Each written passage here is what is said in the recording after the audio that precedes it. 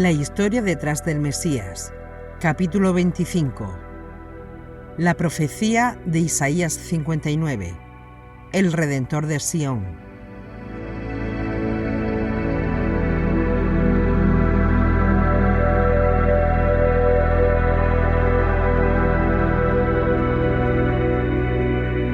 En nuestro primer capítulo de esta serie, iniciamos un viaje trascendental, importante e incluso exigente, pero ameno, a través del mundo de las escrituras bíblicas para conocer la historia detrás del Mesías.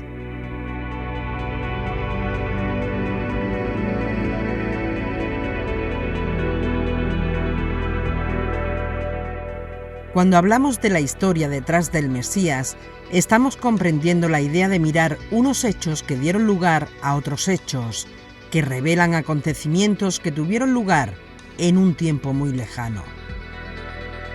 Y estos eventos precisamente nos ayudan a entender cómo fue interpretado Yeshua 100, 200, 300 y 400 años después de su vida. Y hemos expuesto en los 24 capítulos previos de ciertas tendencias que existen en el mundo antiguo, en la manera de transmitir ciertas historias que nosotros tenemos que conocer de forma apropiada a la hora de acercarnos a libros tan antiguos como son los rollos, las copias y los escritos que conforman el Tanaj o la Biblia hebrea y el Nuevo Testamento.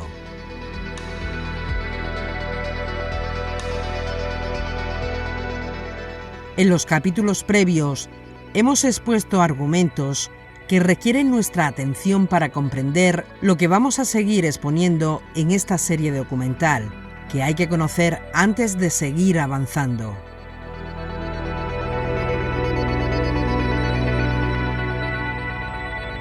Hablamos de ciertas características del Mesías en ciertas ideas mesiánicas que tenemos en las escrituras hebreas sobre el tema del Mesías.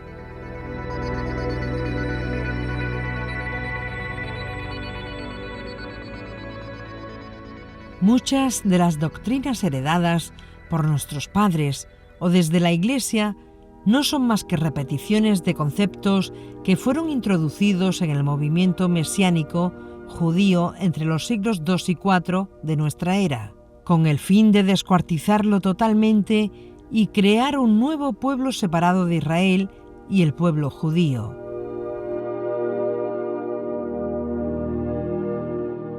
En la búsqueda de saber cuál es la enseñanza original hebrea y mesiánica de la Torá, los profetas, las escrituras y los escritos del Nuevo Pacto, hemos cuestionado todo lo que hemos recibido por medio de la tradición cristiana y lo someteremos a prueba minuciosa, a la luz de las escrituras, entendidas desde una perspectiva hebrea, no griega.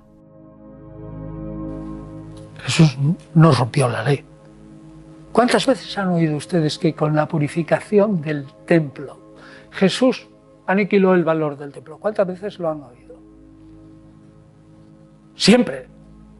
Esta es la exégesis. Esa exégesis es absolutamente imposible. Absolutamente imposible. Porque un señor que machaca el templo no puede tener unos seguidores que acaban de huir, pero que reconvertidos vienen de Galilea y de todas partes, se meten otra vez teóricamente según la misma Biblia en la boca del lobo y gozan del favor del pueblo y van todos los días al templo. No encaja. Lo que sí encaja es que un judío tenga unos seguidores judíos que vayan todos los días al templo a rezar y a esperar que venga Jesús de una vez. Eso sí encaja. Lo demás no encaja. Que Jesús no quebró el judaísmo y que se mantuvo siempre fiel a la ley como un judío, y que las diferencias entre fariseos son infinitamente menores que las que había entre un fariseo y un saduceo, y sin embargo todos eran judíos. La teología del rabino Saúl o Pablo de Tarso está enraizada profundamente en la revelación que el propio Yeshua le hizo. Él no fue un discípulo o testigo directo de la vida de Yeshua, sino que lo recibió por revelación y fue confirmado después por los discípulos de Yeshua. Ninguna parte de las cartas del rabino Pablo de Tarso daña en ningún aspecto el concepto judío de la unidad y unicidad de Dios. Pablo se caracteriza precisamente por ese estricto monoteísmo, igual que Yeshua. E igual fue la respuesta que le dio a un rabino, un maestro, cuando escuchó a Yeshua dar esa clase, y le responde: «Bien, maestro, has dicho la verdad de que uno es Dios y de que no hay otro fuera de él». Esa es la herencia judía de Pablo, el Dios unipersonal, y es el fundamento de la creencia de Yeshua y el fundamento de la creencia de Pablo de Tarso.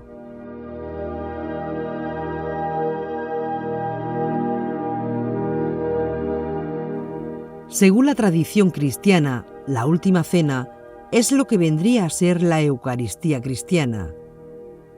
El Jesús de la historia no instituyó Eucaristía ninguna, porque además Yeshua era un judío e instituir una comida en la que se coma y se beba la sangre de una persona que es semidivina o un dios no entra dentro del judaísmo del propio Yeshua.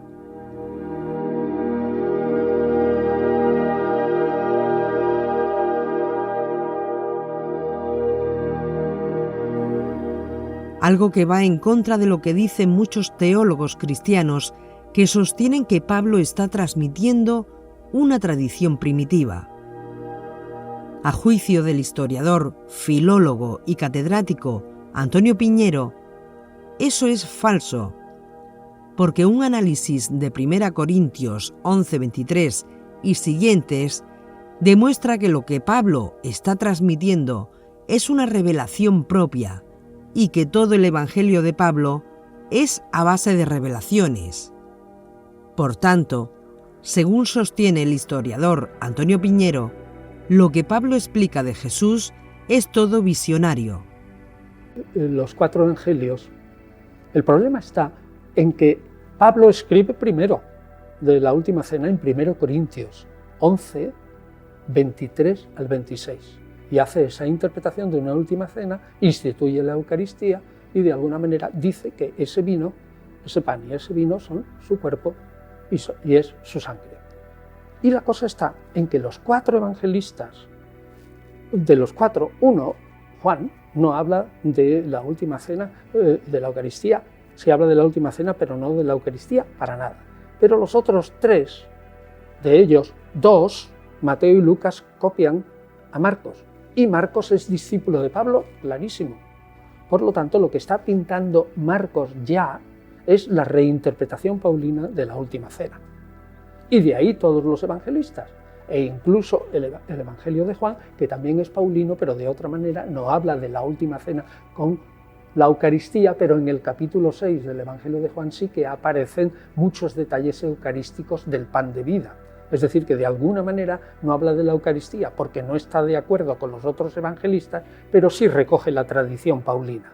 Por tanto, aquí lo que tenemos es una historia de una última cena reinterpretada por Pablo para los corintios, y de ahí pasa a los evangelistas. Entonces nosotros, partiendo de ese principio, vemos los evangelios con otros ojos. El Yeshua histórico, conocido en el mundo como Jesucristo, ¿celebraba esta fiesta judía? Institución de la Eucaristía.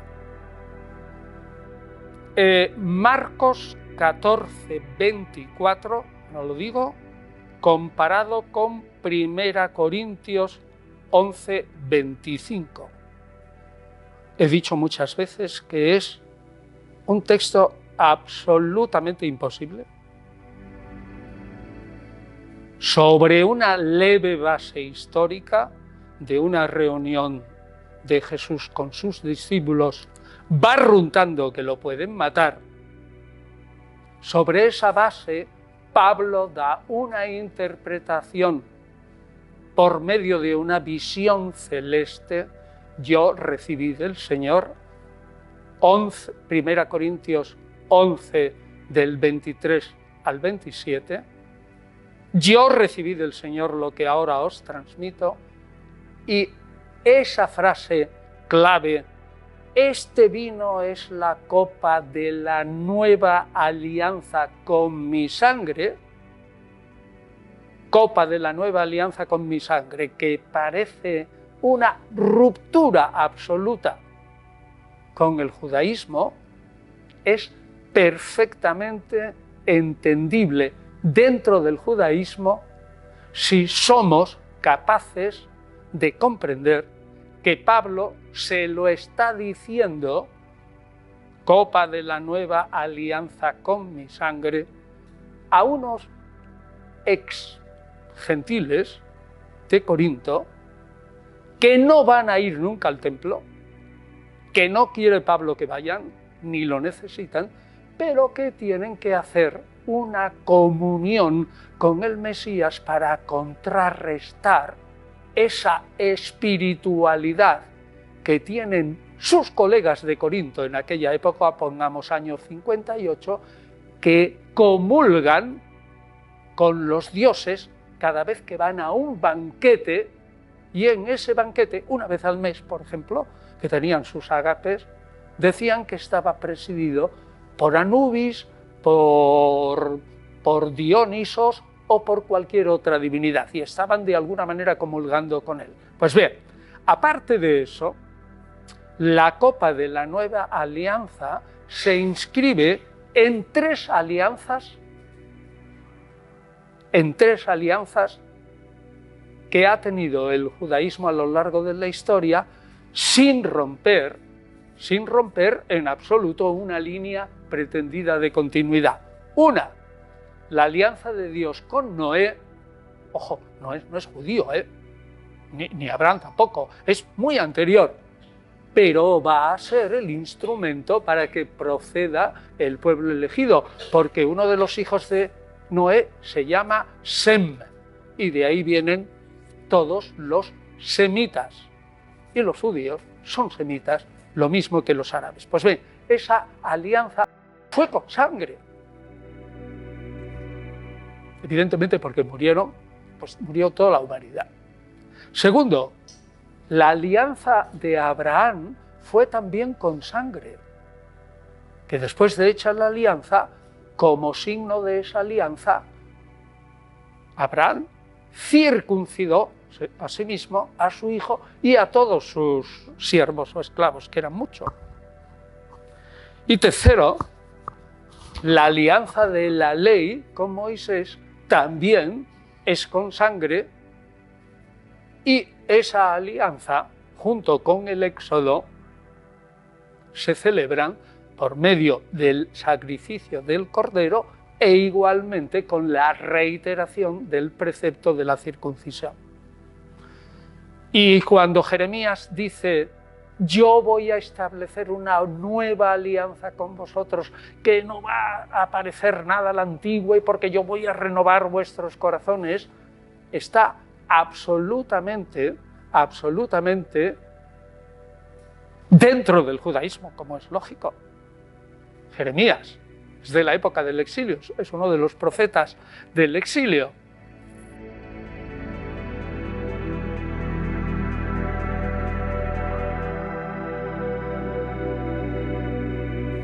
Y supongo que a nadie se le ocurrirá decir que el profeta Jeremías rompió con el judaísmo cuando proclamó una nueva alianza.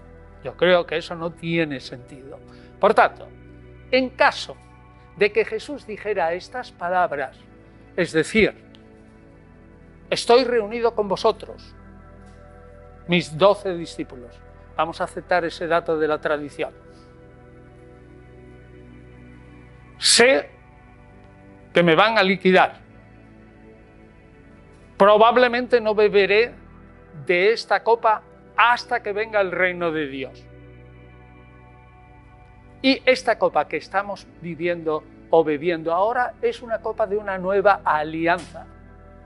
Eso se puede entender perfectamente si es que Pablo está transmitiendo unas palabras que son verdaderas de Jesús, que hay muchos exegetas que lo niegan, pero aceptemos que está transmitiendo unas palabras, se entiende maravillosamente como una nueva alianza al estilo de Jeremías.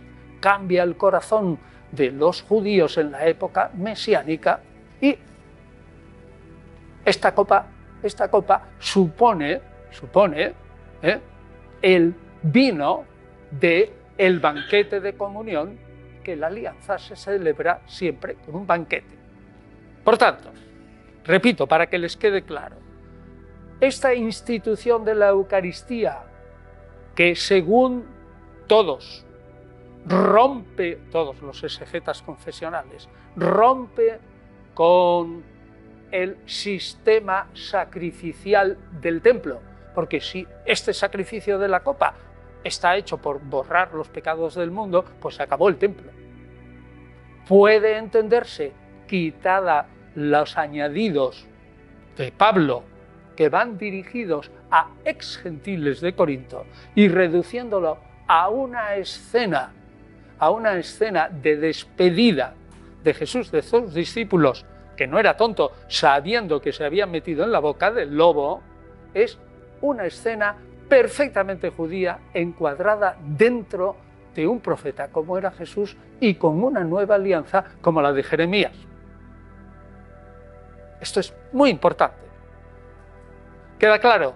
Es decir, que aunque digan, aquí Jesús rompe con el judaísmo, establece un rito nuevo, que machaca al templo, machaca todo el sistema sacrificial, eso es una interpretación cristiana posterior a partir de Pablo, pero no para los judíos, sino para esos gentiles de Corinto y otros más. Pero reducido lo que Pablo interpreta a la vida de Jesús y con muchas interrogaciones, sostengo que es perfectamente comprensible dentro de un judío que está, como Jeremías, diciéndole a sus discípulos, puede ser que a mí me maten, pero aquí se va a inaugurar el reino de Dios, esto es una nueva alianza, y si es que me matan, bueno, pues muy bien, no pasa nada, resucitaré y dentro de poco beberé de nuevo de esta copa en el reino de Dios, como dice claramente en Marcos. Es decir, que bien interpretado es un sentido radicalmente judío y distinto al que nos han enseñado desde pequeños. Eso es discutible. Alguna vez tendremos que tratar y comparar detenidamente el texto de Pablo, que es probablemente del 58, con el texto de Marcos, de Lucas y Mateo, que son del 70-71 hasta el 85, y ver en qué son dependientes y en qué pudiera haber alguna tradición independiente. Pero este no es el momento. En el momento en el que estamos ahora, Jesús y la ley, si Jesús rompió el judaísmo, según esta posible interpretación, es todo una interpretación. El texto está ahí. Y unos lo interpretan, como digo, 18 o 19 siglos, en un sentido, los confesionales, y yo lo estoy interpretando aquí en otro sentido, que no es confesional y que me parece más de acuerdo. Es decir, la nueva alianza es, en una palabra, como la de Jeremías, o como la de Moisés, o la nueva alianza de Abraham. Todas son intrajudías. Y que Jesús haya dicho, yo establezco una nueva alianza, si es que lo dijo, eso no rompe el judaísmo. Otro texto difícil es Marcos. Dice, nadie cose un pedazo de paño sin tundir es decir, todavía recio, en un vestido viejo, es decir, con la tela ya muy gastada y rasgable. Pues el remiendo que se le está poniendo nuevo se llevará, o sea, se lava y tienen distinta manera de reaccionar o de encoger ante el lavado, pues el remiendo nuevo se llevará en lo viejo y la rotura se hará mayor. Y nadie echa vino nuevo en cueros viejos, pues el vino rompe los cueros y se perderían vino y cueros. El vino nuevo se echa en cueros nuevos. ¿Cómo se interpreta esto? La interpretación tradicional dice, esto es más claro que el agua. Aquí ha venido Jesús y dice, yo estoy dando una predicación sobre el reino de Dios que no tiene que ver nada con lo antiguo. Este vino nuevo y potente resulta que no puede echarse en odres viejos, el judaísmo, porque lo rompe. Y de hecho se le echó y el judaísmo se rompió. O mi palabra es como un paño nuevo y duro, que yo no lo puedo coser en un vestido, y por lo tanto ese vestido viejo es el judaísmo y Jesús predica una religión nueva que es el cristianismo. Esta es la interpretación corriente.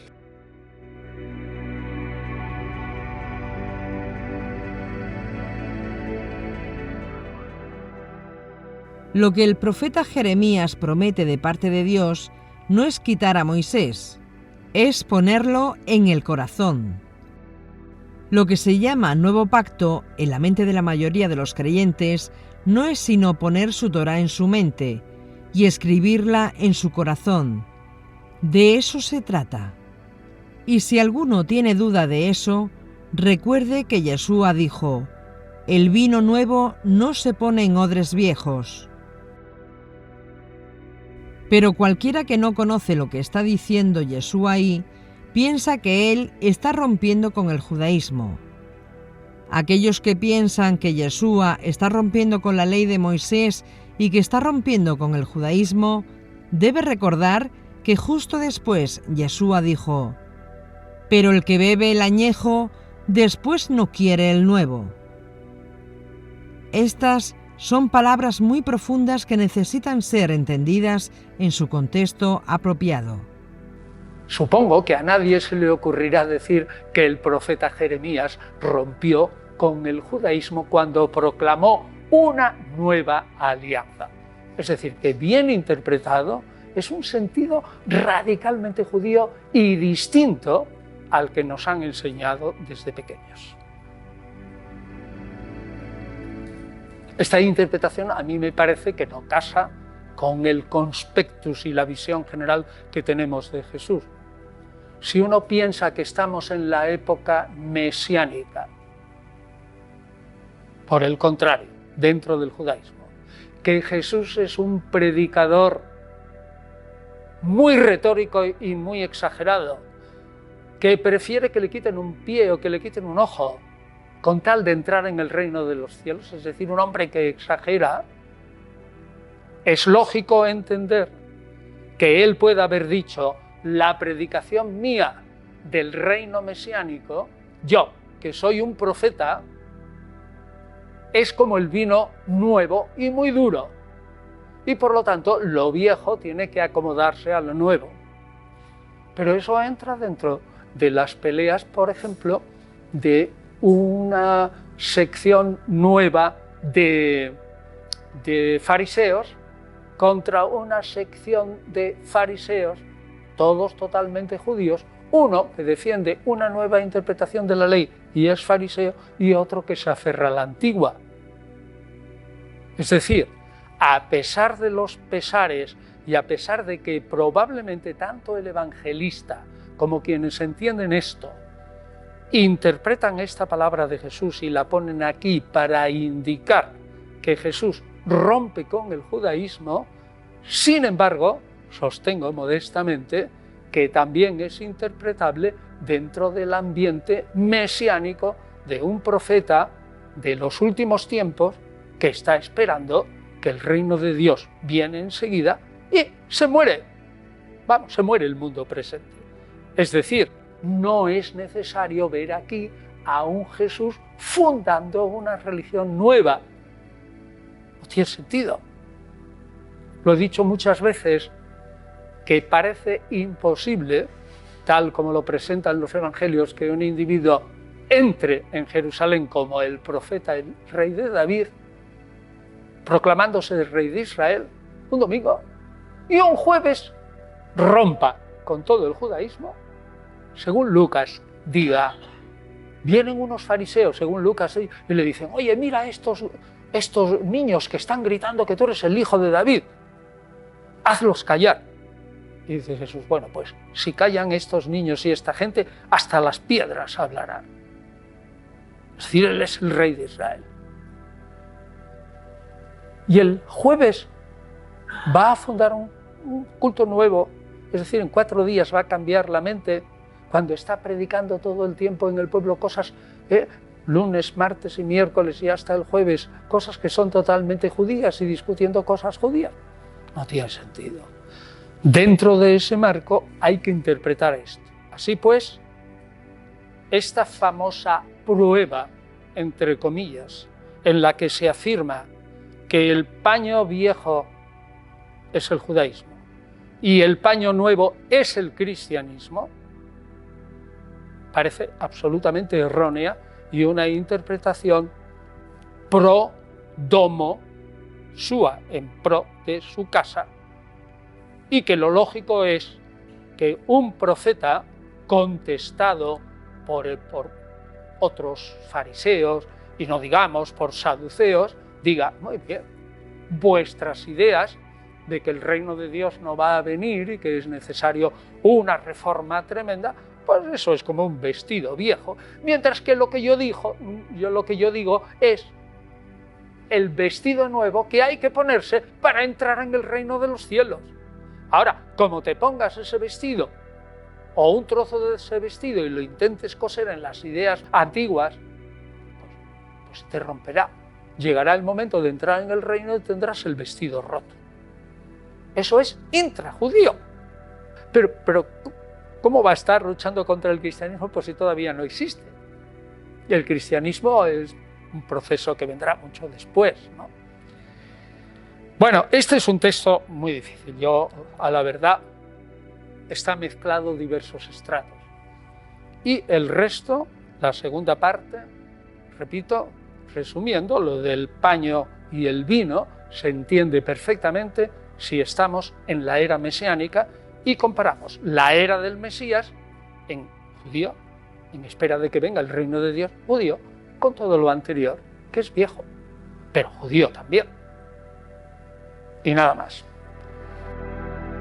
Y por lo tanto, es sumamente importante que cada vez que se estudia un libro de la Escritura, tengamos el mejor conocimiento posible, la máxima información posible acerca del autor y de las circunstancias en las cuales ese libro o rollo fue escrito. Si no conocemos al autor y las circunstancias, corremos el riesgo de interpretar mal sus escritos.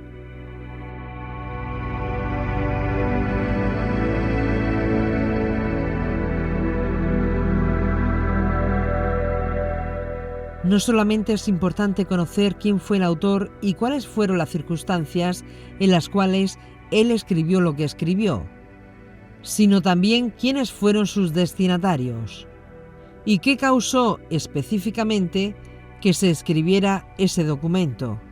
Si esto no se tiene en cuenta en cualquier documento y específicamente las escrituras, corremos el riesgo de malinterpretar esos textos. Y esto fue lo que pasó con los escritos de Pablo de Tarso.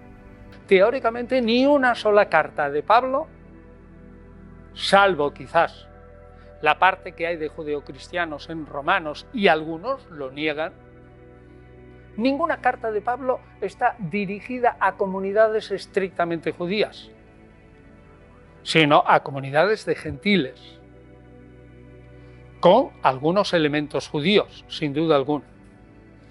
Pero Yo lo interpreto a la luz de lo que dice claramente en la misma carta, que el judío siga siendo judío, 1 Corintios 7, recuerden, 17 al 19, 1 Corintios 7, o sea que el 11 lo interpreto a la luz del capítulo 7 de Corintios.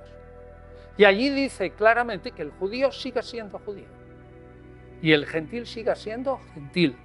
Entonces, si tú dices, se aplica a un judío, y yo lo digo difícilmente, porque Pablo está convencido y quiere ir, y los sucesores, como Bernabé y todos lo que dice, otros sucesores de Jesús en los Hechos, están pegaditos al templo.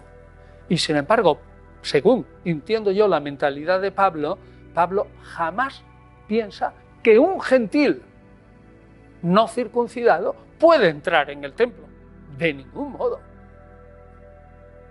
Pablo era un judío íntegro.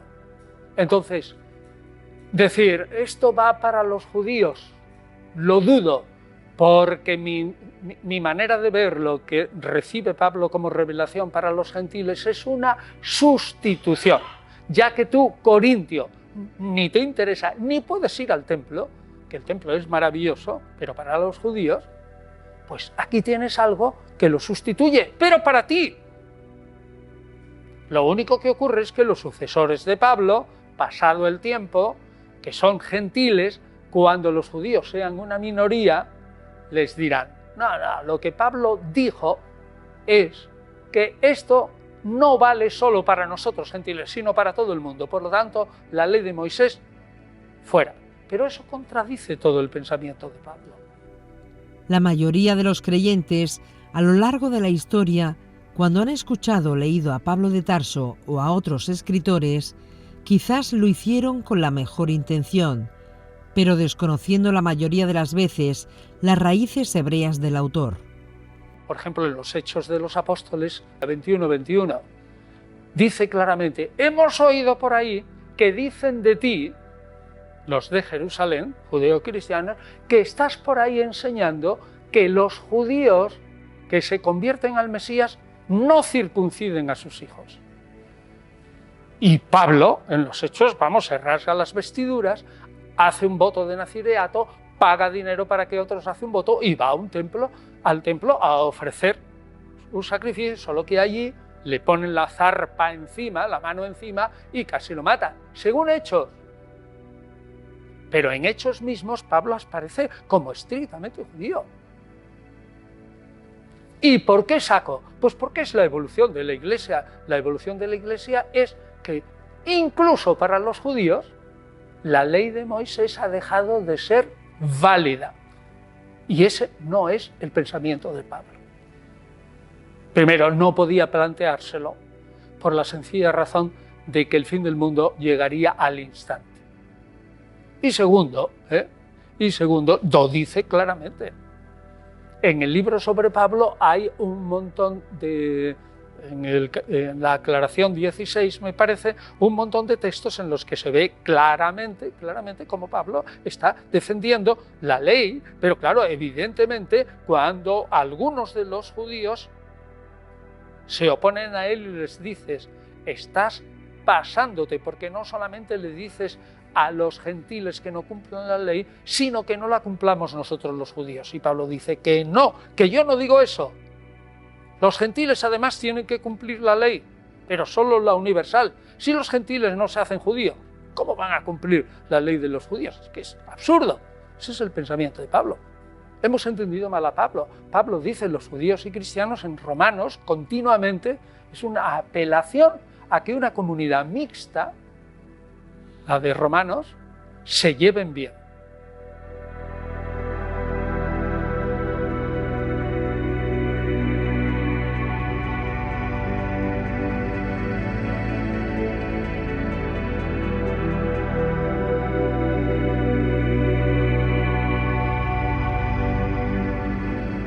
Pero esta idea, que tampoco es original mío, que yo digo que es cosa sobre todo de judíos norteamericanos, y ya firme, aunque la idea venía de luteranos de Estocolmo y todo, y de Dinamarca. Pues esta idea sería estupenda para que judíos y cristianos dejen de pelearse. Cada uno tiene una vía. Según Pablo, el Mesías puede ser para todos, pero mentalmente. Cada uno sigue las normas para tratar con Dios tal como Él es. Si es gentil, hombre, cumplirá el decálogo, pero sigue siendo gentil. Deja a un lado los dioses falsos y se comunica con Dios con las normas que ya le inspira el Mesías. Y si es judío, se comunica con Dios con sus normas. Y si es maometano, tiene que afirmar, naturalmente, según Pablo, cosa que no hará ningún maometano hoy, ningún islámico, que Jesús es el Mesías. Claro, eso no lo dirá, ni que es el máximo profeta. Pero vamos, Pablo diría, si tú dices eso, pues tú sigue con tu derecho islámico. ¿A mí qué más me da? Admite a Jesús como Mesías y se acabó. Según Pablo, la coexistencia debía ser absolutamente pacífica entre judíos y cristianos. Y hoy día, según Pablo, la coexistencia podría ser pacífica entre judíos, cristianos e islámicos. Según Pablo. Y esto es lo que yo defiendo.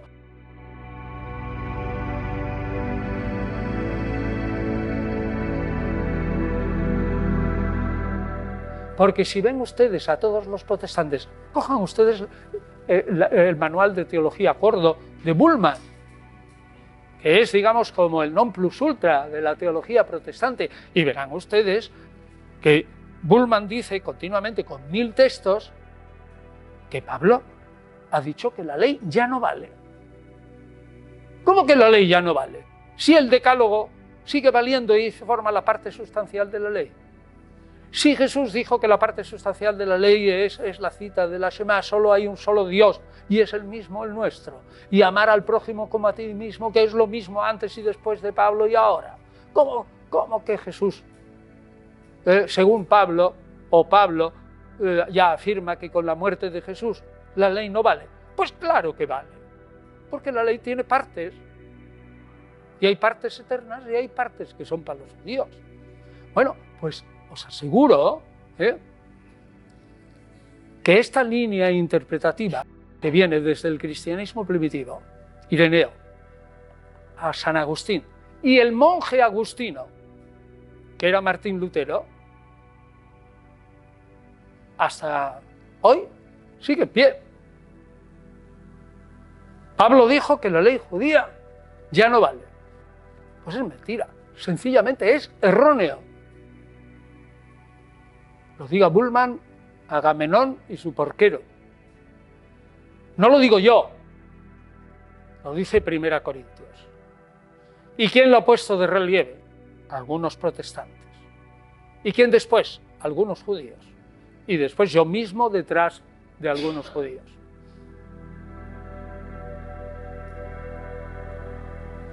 Así que no hay ningún rompimiento del judaísmo. En 1 Corintios 11, 23, 27, la institución de la Eucaristía es solo para gentiles que no pueden pisar el templo de Jerusalén, ni falta que les hace, ni tienen que cumplir los 613 preceptos, ni falta que les hace, dice Pablo. Cada uno por su vía. Ahora, eso sí, cumple el decálogo y cumple la ley del Mesías. Gálatas 6.2. ¿Y cuál es la ley del Mesías? La ley del amor. Pues sí, ya lo dice el Deuteronomio también. Y ya lo dice toda la Biblia. Lo único que pasa que los escritos cristianos insisten más en eso, sobre todo el Dios es amor de la primera epístola de Juan, que es del año 100. Pero está escrita también por un judío. Bueno, hay que cambiar una mentalidad. Realmente cambiar de paradigma es muy difícil, como dice Fernando Bermejo. Cambiar de paradigma es muy difícil, sobre todo si el paradigma tiene 18 o 19 siglos. Pero no estamos cambiando de paradigma en la ciencia, en la física, en la astronomía, en la física cuántica. ¿Por qué no vamos a cambiar también de paradigma? No llevamos, como digo, 25 años como globo de humanidad equivocándonos hasta la época de Galileo. Pues cambiemos de paradigma. Otro texto que hay que yo no lo entiendo. Tampoco, ni creo que haya nadie que lo entienda verdaderamente, es el que está en Lucas 16:16 y en el paralelo del Evangelio de Mateo, creo que está en el 21, que es una frase dificilísima. Lucas 16:16, que mejor lo leo, aunque se puede decir de memoria, pero bueno. La ley y los profetas llegan hasta Juan. Desde entonces se anuncia el reino de Dios y cada cual ha de esforzarse para entrar en él. No es eso lo que dice el texto griego, sobre todo en Mateo. El reino de Dios sufre violencia. A ver, ¿quién entiende eso? Yo no lo entiendo. ¿Qué quiere decir exactamente la ley y los profetas llevan hasta Juan? Y a partir de ahí el reino de Dios sufre violencia y el que quiera entrar en el reino de Dios ha de ser un violento, más o menos. Yo no estoy seguro. La interpretación confesional. Jesús está rompiendo con el judaísmo y está diciendo la ley y los profetas, es decir, el judaísmo, hasta Juan Bautista. Y Juan es el último de los profetas. Y a partir de ahí el reino de Dios sufre violencia. Yo creo que se puede entender, pero no estoy seguro, también de una manera totalmente judía. Si el que lo habla es el profeta, Jesús como mínimo es el profeta proclamador del reino de Dios, como mínimo. Si es Mesías o no dentro de su propia mente al final de la vida, que hay mucha discusión. Pero como profeta, que él proclama el reino de Dios que viene de inminente, pues es evidente que la ley y los profetas llegan aquí. Y ahora está la ley del reino. Pero la ley del reino asume la antigua ley, solo que la interpreta de una manera diferente. Este es otro de los puntos claves del libro mío sobre Pablo. A saber, que en la época mesiánica el Mesías tiene la capacidad de cambiar la ley. El problema de esta tesis, que a mí se me ocurrió dándole 1000 vueltas y que luego busqué la justificación teórica, el problema es que toda la justificación teórica que yo he encontrado es de rabinos del siglo III, IV y V, después de Cristo. Por supuesto, entonces metodológicamente no es lógico, pero lo hacemos siempre en historia, dentro del judaísmo, que cojamos una idea del siglo IV y digamos esta existía en el siglo I. Metodológicamente es insano. Y sin embargo lo hacemos todos. No tenemos otras fuentes.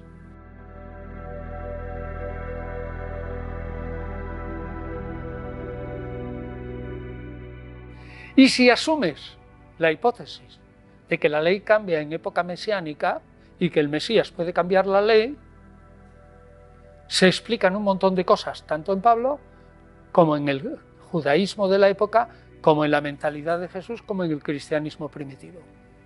Y también en el libro de Pablo comento, y si no lo digo ahora, que hablando con rabinos judíos, dice la ley cambia en época mesiánica. Como Sabán, ¿no? Este judío argentino, y dice, pues claro que cambia. Ah, sí, claro que cambia. Y le pregunto yo, ¿y qué textos tú que eres un rabino? A ver, pues no lo sé. Y él me remitió a Alejandro Díez Macho, mi maestro, que a su vez había escrito un par de artículos en diálogo con un tal Phillips, un David Phillips, un estudioso judío, en lengua inglesa, a propósito de que la ley cambia en época mesiánica. Pues los rabinos ahora, sobre todo los que son un poco cabalísticos, como Sabán, ¿no? Pues afirman tranquilamente que la ley cambia en época mesiánica. Pero el primer testimonio es del siglo III o del siglo IV. En el libro de Pablo los tengo recogidos todos. Así que no se puede probar. Repito, es metodológicamente imposible coger un texto del siglo III y pasarlo. Pero lo hacemos todos. Por ejemplo, Bullmann coge textos de los mandeos, de los siglos VI y V, y dice, esto existía ya antes en el siglo I. Y a partir de textos del siglo VI interpreta el Evangelio de Juan. Metodológicamente es muy insano. Y sin embargo, en historia antigua, pues como no tenemos instrumentos, estamos dando vueltas, así cogemos una idea. En el judaísmo es bastante plausible esta insania. Ya dije alguna vez que el arameo del siglo VIII a.C., la estela famosa del rey Mesa de Moab, y el arameo del siglo V después de Cristo, pasados 12, 13 o 14 siglos, es casi lo mismo. Las lenguas semíticas cambian poquísimo y la mentalidad tampoco cambia mucho. Entonces es plausible. Bueno, entonces volviendo al tema este. La ley y los profetas llegan hasta Juan Bautista y a partir de ahí viene el reino. Eso lo interpretan todo el mundo diciendo, ¿ves? Jesús dice, el judaísmo ya no vale, he llegado yo y empieza el cristianismo. Pero me parece que es absurdo eso. Si van ustedes a los comentarios de Lucas, de Mateo y todo eso, verán que ahí la gente se enreda y da mil vueltas y en realidad todos los exegetas dicen, hipotéticamente yo creo que dice esto. Es que lo que pasa que nuestros evangelios están escritos por gente pospaulina y por lo tanto están metiendo la teología que ellos quieren defender y la meten en boca de Jesús. No cabe duda de que esto parece una frase de Jesús, pero tampoco lo sé seguro. Ni tampoco me dicen en qué sentido lo dijo, ni en qué marco, ni en qué momento. No tengo herramientas para entenderlo. Bien. De ahí el escepticismo en el que nos movemos. Es imposible, yo confieso mi ignorancia, no entiendo bien. Otro texto, este es relativamente fácil, el de Marcos 7, 11 a 14, con la famosa frase, y Jesús declaraba puros todos los alimentos. Fíjense, el 7, el famoso capítulo 7 es el de la Sirofenicia. Y aquí, o sea, la mujer siria a la que Jesús no le quiere curar su hija, y a la que le llama perra, y que dice que los judíos pues, son los hijos y los perros ya comerán aquello que les sobran a los hijos. Terrible, pero lo pone aquí. El capítulo 7, hay que recordar lo que está ahí. Bueno, pues fíjese, antes, en el momento en que aquí se dice en el 20, decía pues, 7:20, lo que del hombre sale, eso es lo que mancha al hombre, porque de dentro del corazón y todas esas cosas y tal. No comprendéis, dice esto, partiendo de aquí, Jesús declaraba puro todos los alimentos.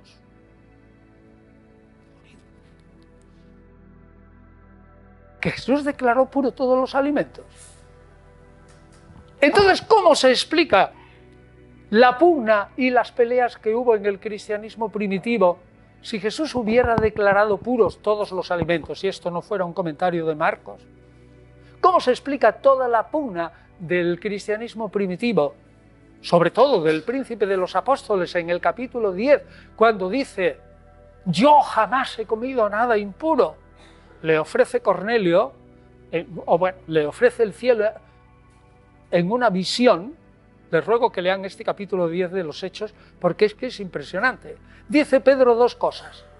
A la voz del cielo que le dice, aquí tienes toda serie de alimentos, degüéllalos y come. Y dice Pedro, ¿cómo que voy a comer yo? Le dice la voz del cielo, pero si yo soy un judío. Pedro, Yo soy un judío y jamás he comido cosa impura. ¿Cómo va a decir Pedro a la voz celeste eso si su maestro le hubiera dicho que todo era puro? Es imposible. O por ejemplo, en el mismo capítulo 10 de Hechos, que a mí me encanta, cuando Cornelio, el centurión, le dice a Pedro, anda, pasa adentro, y dice, no, Pedro, tú sabes que yo soy judío y yo no puedo entrar en casa de ningún judío porque no puedo, de no judío, porque no puedo impurificarme. Pero bueno, al final, pues como le ha dicho la voz que entre, entra.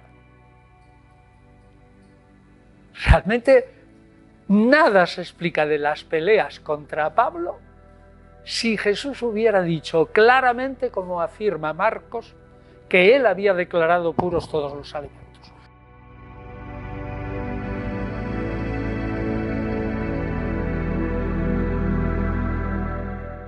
Y una observación, el Génesis dice 6 veces que todos los alimentos y todas las cosas son puras, y afirmé que los judíos sostienen que las cosas son impuras, o las comidas, porque a Dios le da la gana.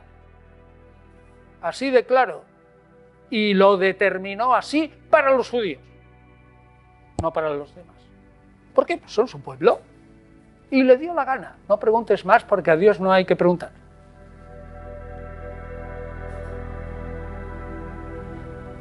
Pero un judío del siglo I sabe perfectamente que, aunque todo es puro, Dios ha dicho que para los judíos hay un montón de cosas impuras y no se pueden comer. Pues ve, en el cristianismo primitivo la pugna entre comer y no comer, puro o impuro, dura aproximadamente 2 siglos.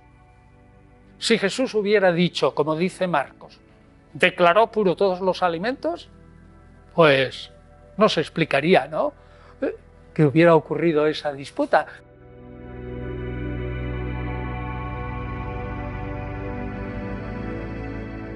Bueno, total, fíjense este capítulo lo curioso que es. Empieza hablando de el corbán.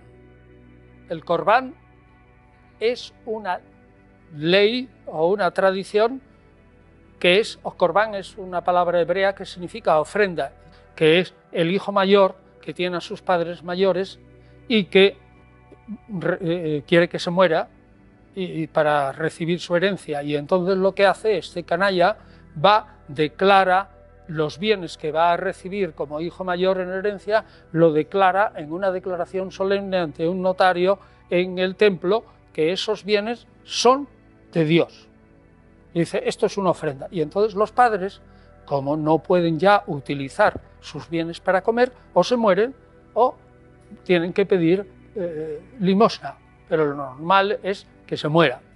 Y entonces Jesús está discutiendo una ley judía, pero diciendo que anuláis la palabra de Dios, anuláis la palabra de Dios por vuestra tradición y hacéis muchas cosas de estas por el estilo. Está hablando y exegizando la ley, no está anulando nada más que una interpretación exagerada. Nada hay fuera del hombre que entrando pueda contaminarle.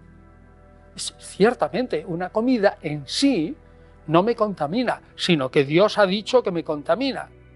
Sin embargo, lo que verdaderamente me contamina es aquello que sale de mi corazón, que es pues los hurtos, los homicidios, los adulterios, las codicias, las maldades, el fraude, la impureza, la envidia, es decir, todos aquellos crímenes de la humanidad o vicios de la humanidad que los profetas critican en todo el Antiguo Testamento.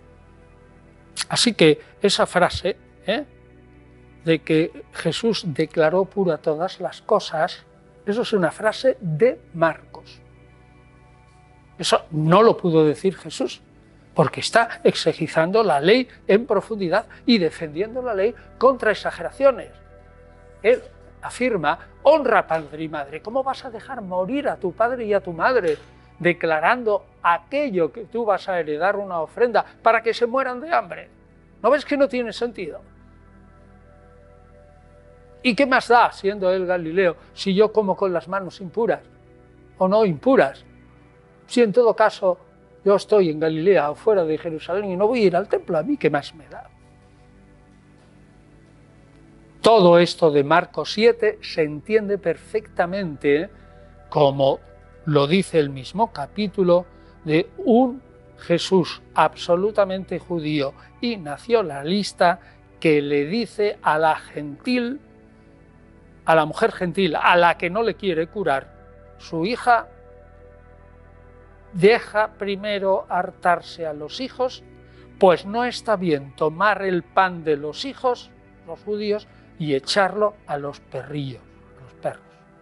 Pero ella le contestó, le dijo, sí, pero también los perros comen las migajas que caen debajo de la mesa de los hijos. Bien, esto es posible. Y le dijo, bueno, por lo que has dicho, vete y el demonio ha salido de tu hija. Y llegada a casa, halló a la niña recostada y que el demonio había salido de ella. Muy bien, esto es un milagro espléndido, pero pinta un Jesús extremo, ¿no? Absolutamente extremo. Hechos 2.46 confirma, Hechos 2.46 dice cómo los seguidores de Jesús, fíjese qué texto más verdaderamente espeluznante para aquellos que digan que Jesús había fundado una religión nueva. Fíjese lo que hacen los seguidores de Jesús. Se apoderó de todos los judíos un espíritu de temor, este es el 43, pues eran muchos los prodigios y señales, en fin, como todo, los hacen milagros, ¿no? Y todos los que creían en Jesús como Mesías vivían unidos teniendo sus bienes en común. Diariamente acudían unánimemente al templo.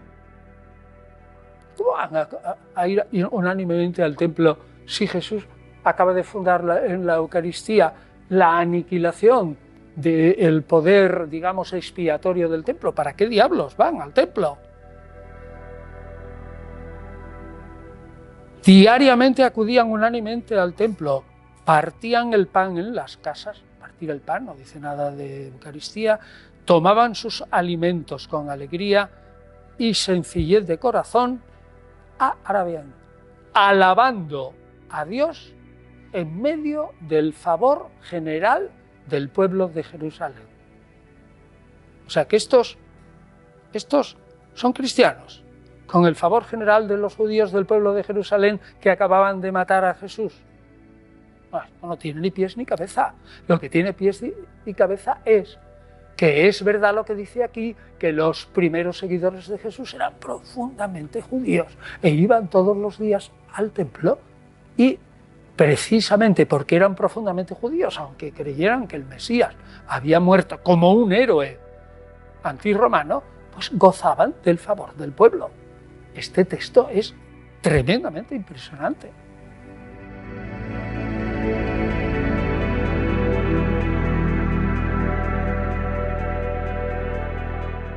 Dijimos que hallamos al Mesías en la Torá, encontramos al Mesías en los profetas y en los salmos. La Torá, en el fondo, habla del Mesías y de hecho hemos visto cómo hay un punto en que están totalmente de acuerdo tanto el judaísmo talmúdico o tradicional como el judaísmo del Nazareno.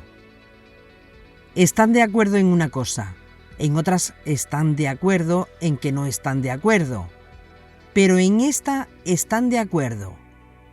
¿En qué están de acuerdo? Es el hecho de que todo el propósito de la Torá es llevarnos al Mesías. Es más, hay un tratado talmúdico que habla de eso y dice que la Torá no hace otra cosa que hablarnos del Mesías. Y el rabino Pablo escribió: todo el propósito de la Torá es mostrarnos al Mesías. Romanos 10:4. Entonces, si todos están o estamos de acuerdo que en la meta final de la Torá es el Mesías, ¿cómo no buscarlo cuando leemos a Moisés o a los profetas o en los salmos? Y dice el judaísmo que todo eso nos fue dado para mostrarnos al Mesías, e ignorar todo eso sería una grave pérdida. Y estuvimos hablando también de las evidencias textuales que nos presentan un Mesías realizando dos funciones mesiánicas. La primera función sacerdotal y la segunda función es monárquica.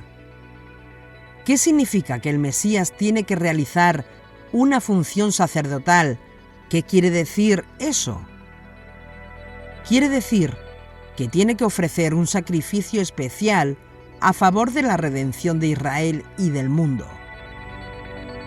Y esa es la función del sacerdote, es decir, es lo que tiene que realizar el sacerdote, presentar sacrificios y ruegos para unir al pueblo con Dios.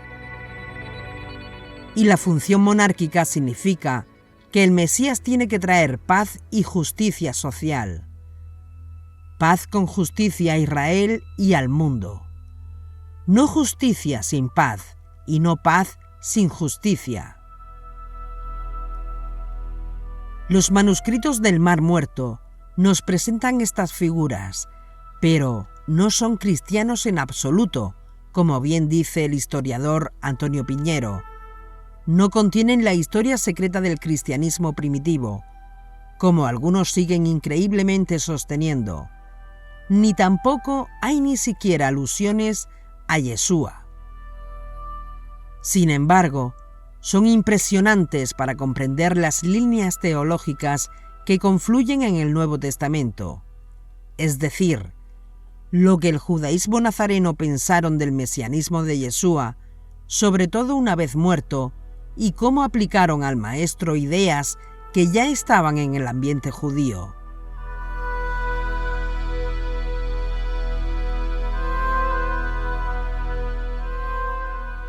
Tras leer los manuscritos de Qumran, entendemos mejor, sin duda, el cristianismo primitivo.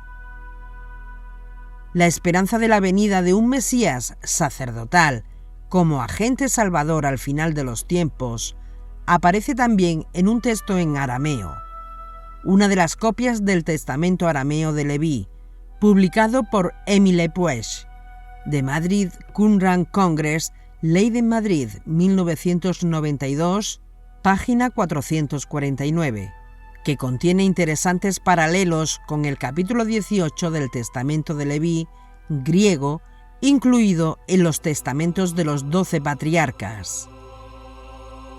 Como indica Florentino García Martínez, profesor de religión y teología en la Universidad de Groningen, en Holanda, y citamos: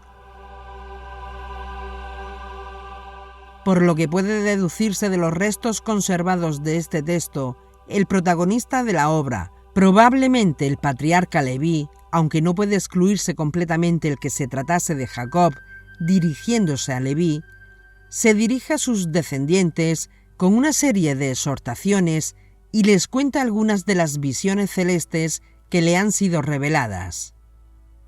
En una de ellas le anuncia la venida de un personaje misterioso.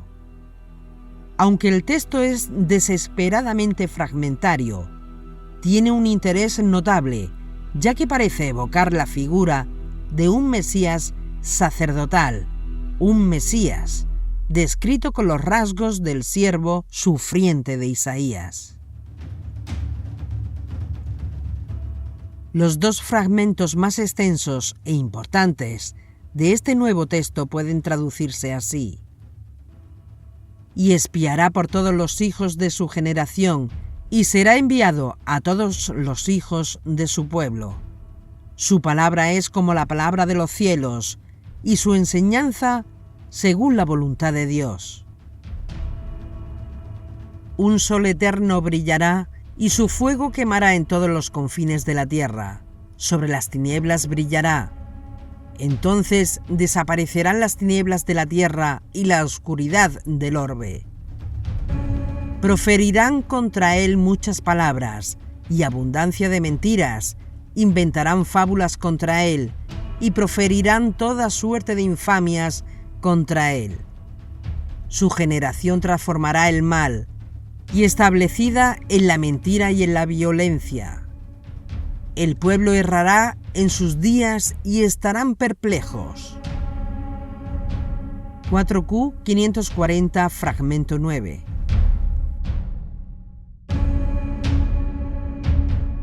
En otras palabras, los textos de Qumran referente a la idea de los dos Mesías no lo sacaron del aire, sino a través de mirar la Torá, los profetas y los salmos por todos lados.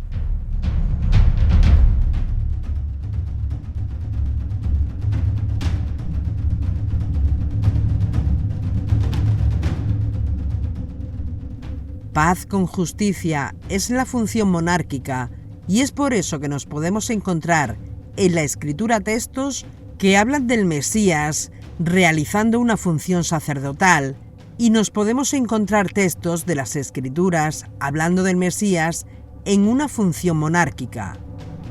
Por ejemplo, cuando el Salmo 110, verso 4 dice: «Tú eres sacerdote para siempre, según la orden de Melquisedec». Está hablando del Mesías realizando una función sacerdotal.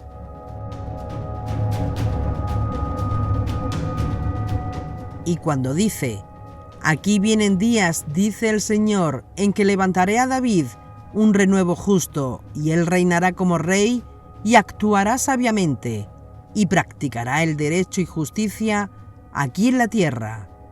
Jeremías 23:5. Ahí está hablando del Mesías realizando una función monárquica.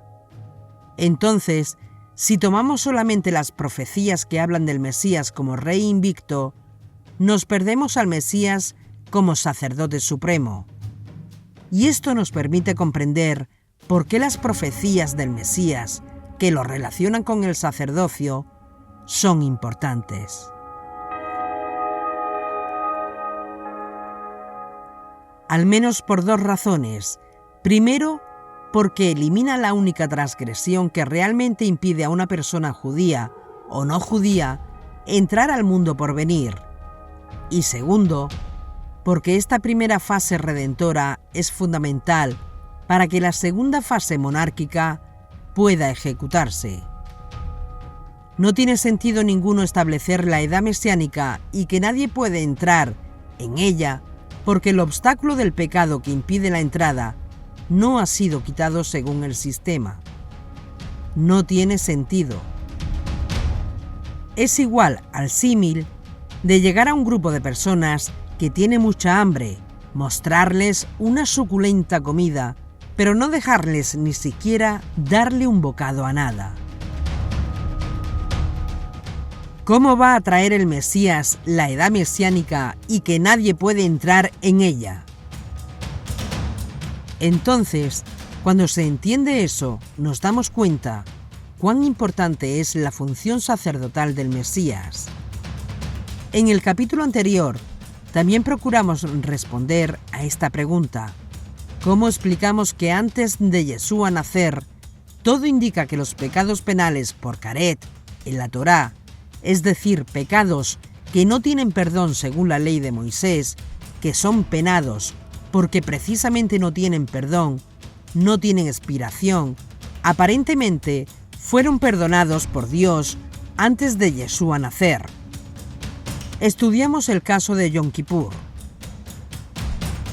Analizamos el argumento de los misioneros anti-Yeshua cuando dicen que es imposible que Israel requiera de un Mesías para el perdón de pecados de muerte, porque en la misma ley de Yom Kippur se establece que el macho cabrío enviado al desierto se lleva los pecados de Hadath, de Abón y de Peshaín. En este sentido, no hay nada más que analizar el texto de Vayikra, Levítico capítulo 16, verso 21, para ver la falacia de este argumento, toda vez que la mención de los pecados categorizados como Peshaín, mencionados en ese texto de Vayikra capítulo 16, no aplica a las personas, sino que aplica solamente al altar, aplica al templo. En otras palabras, los pecados de Peshaín que se cometieron contaminaba el templo. Y para poder realizar Yom Kippur tenía que haber un proceso de limpieza del templo, de esa contaminación que ellos mismos pusieron en ella. Y el macho cabrío que era lanzado fuera se llevaba la inmundicia de Peshaín, del altar, del templo, no de los hijos de Israel. Cuando alguien estudia las leyes de Yom Kippur, se podrá dar cuenta que ahí se habla de 3 impurificaciones que requieren purificación. ¿Cuáles son esas 3 impurificaciones? 1. La de los hijos de Israel. 2. La del sumo sacerdote, que tiene él mismo que purificarse antes de poder realizar su función. Y 3. Las impurezas del santuario a causa de los pecados del pueblo.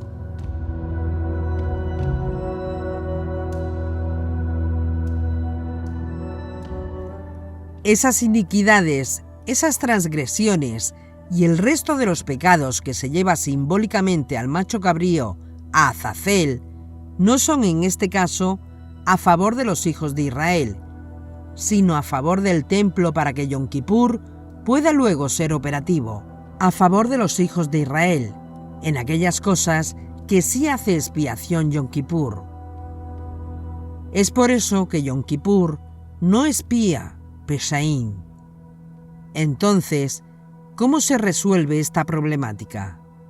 Hay alguna promesa de esto en la Torá, y ya vimos en capítulos pasados la profecía de Isaías, capítulo 59, a partir del verso 20, donde el texto dice que un Redentor vendrá a Sión. Ubá le Sión Goel, que quiere decir, un Redentor vendrá a Sión. Ule Shabe Pesha, Neún Adonai, vendrá a Sión para rescatar a aquellos de Jacob que se conviertan de su rebeldía, oráculo de Adonai.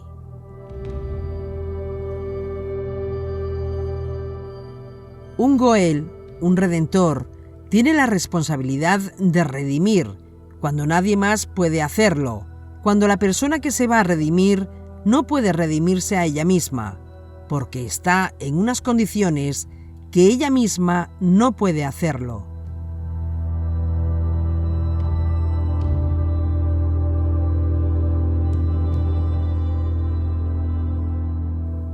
Y entonces tiene que venir un Goel, un Redentor, para ayudarlo a salir de esa situación.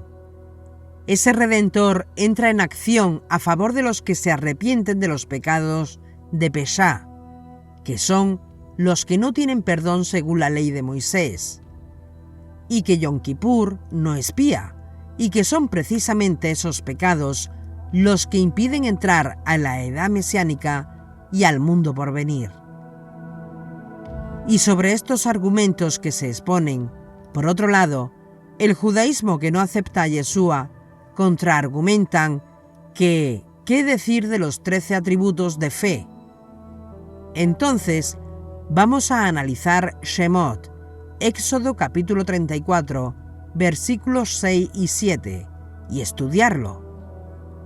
Los 13 atributos de misericordia.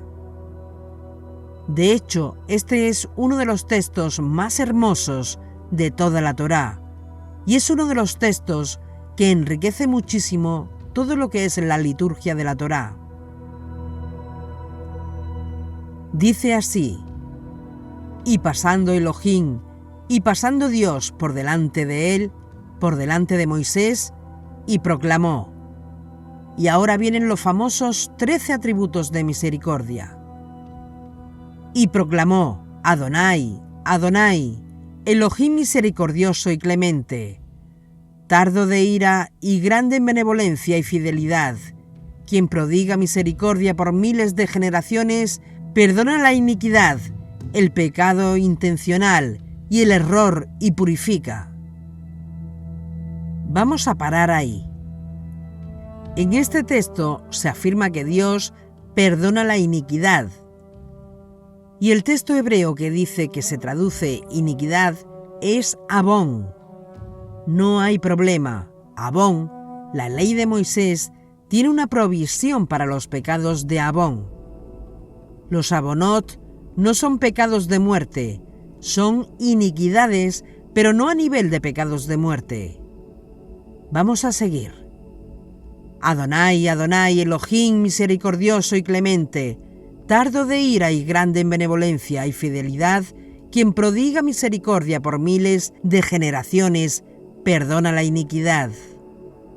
Los abonot. ¿Y qué más dice el texto?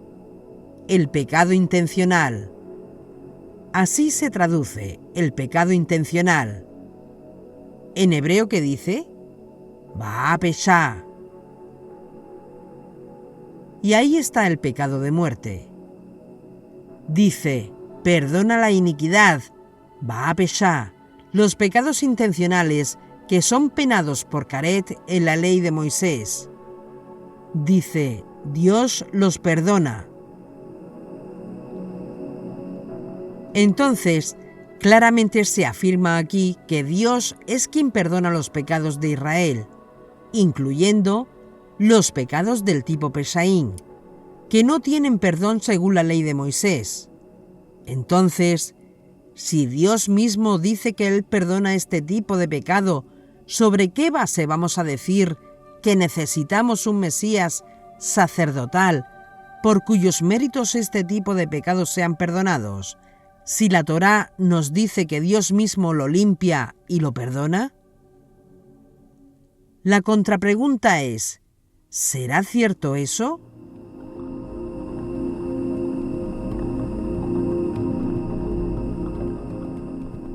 ¿O hay algo en el texto de los 13 atributos de misericordia que los rabinos no traducen cuando colocan en el Sidur ese texto? Para hacerlo más didáctico, lo podemos extraer enumerándolos. Hashem 1, Hashem 2, El 3, Rahum 4, Behanun 5, Erej Apain 6, Berab Gesed 7, Behemet 8, Notzer Gesed Lalafin 9, Noseabón 10, Bafeshá 11, Bajatá 12, Benaqué 13. ¿Y qué es Feshá? Ese es el punto crítico aquí. Ahora, esto que nosotros acabamos de leer aquí es lo que aparece en los Sidurim, en el Sidur. Sin embargo, cuando vas al texto hebreo, hay algunas cosas que no se traducen en el Sidur sobre los 13 atributos. Vamos a leerles todo lo que está en el texto hebreo sin edición en su traducción, la mejor traducción que podamos hacer. Y pasando Dios por delante de él, proclamó Adonai, Adonai, Dios misericordioso y clemente, tardo de ira, grande en benevolencia y fidelidad, quien prodiga misericordia por miles de generaciones, perdona la iniquidad del pecado intencional y el error y purifica. Y el Sidur se queda ahí, pero el texto hebreo sigue. Y ahora escuche o vea lo que sigue. Sin embargo, Él no purifica todo el castigo. Un momento. Dice el texto hebreo, Él no purifica todo el castigo, sino que visita la iniquidad de los padres sobre los hijos y nietos hasta la tercera y cuarta generación. ¿Vieron eso? Hay un castigo que Dios no purifica. Entonces, ¿cuál castigo Dios no purifica? No hay duda. Dentro del judaísmo, no hay duda que Dios es capaz y desea perdonar todas nuestras transgresiones y todos nuestros pecados. Pero ojo, dice, Él no purifica todo el castigo. ¿Por qué no purifica todo el castigo?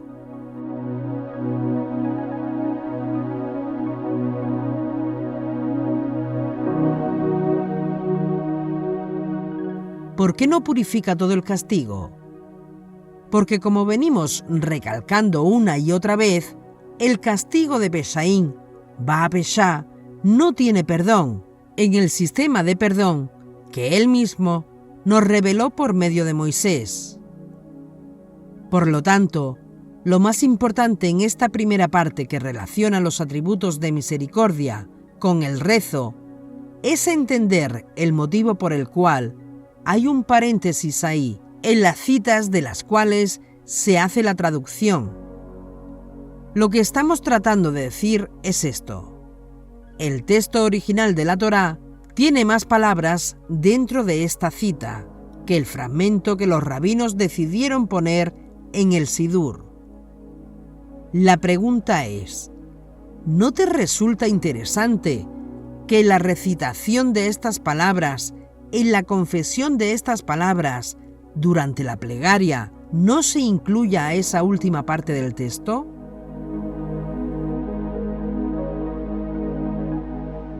¿Por qué no se traduce todo el texto?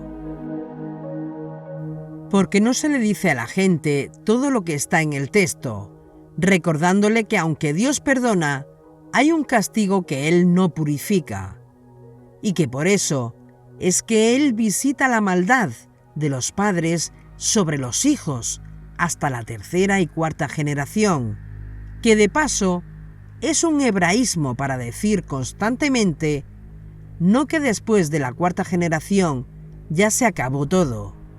Es un hebraísmo y es igual como cuando Yeshua dijo: ¿cuántas veces tienes que perdonar a tu hermano? 70 veces 7, que son 490.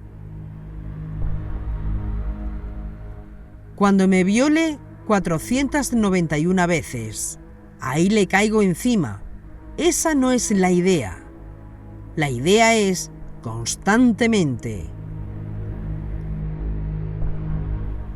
Vamos ahora a ver un texto del Sidur, en este caso un Sidur ortodoxo, Sidur Birkat Shlomo.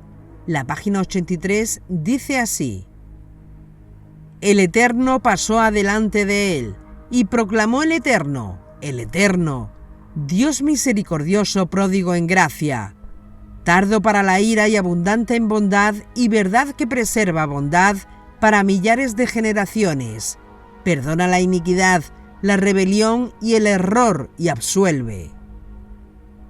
Y ahí se acabó el texto. Entonces lo cortan. Ahí se corta el texto. Ahora bien, hay que recordar que el judaísmo rabínico ortodoxo acusan al judaísmo de los nazarenos de distorsionar textos. Los acusan de inventar textos, de interpretar mal los textos y además los acusan de manipular los textos. Pero queda claro, quien tenga acceso a este Sidur podrá ver con sus propios ojos quién está editando el texto de la Torá. ¿Quién lo está editando y por qué? ¿Por qué los rabinos han editado el texto del Sidur de tal manera que suprimen esa última parte del texto? Hay dos razones. Primero, los rabinos siempre han sentido, y eso puede ser encomiable por parte de ellos, ellos son los guardianes de la Torá. Lamentablemente, ese celo de sentirse que son los guardianes de la Torá les ha llevado muchas veces a creer que son los únicos que tienen el monopolio de la interpretación de la Torá. En otras palabras, que la Torá no fue dada a todo Israel, sino solamente a ellos, y que solamente ellos son los que tienen el derecho de decidir, incluso, qué se traduce en el Sidur y qué no se traduce.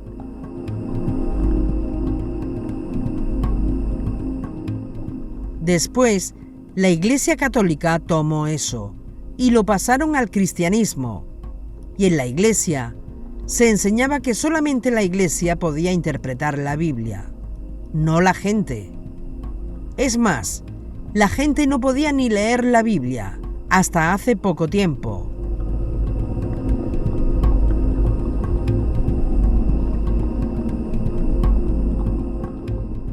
Así que para los rabinos talmúdicos, trabajar con una editorial y sentirse libres de tomar fragmentos de la Torá y el Tanaj y utilizarlo en los servicios religiosos, modificando el texto de la Torá, editándolo, es una práctica común. Y segundo, porque es un problema teológico muy serio el que tenemos aquí.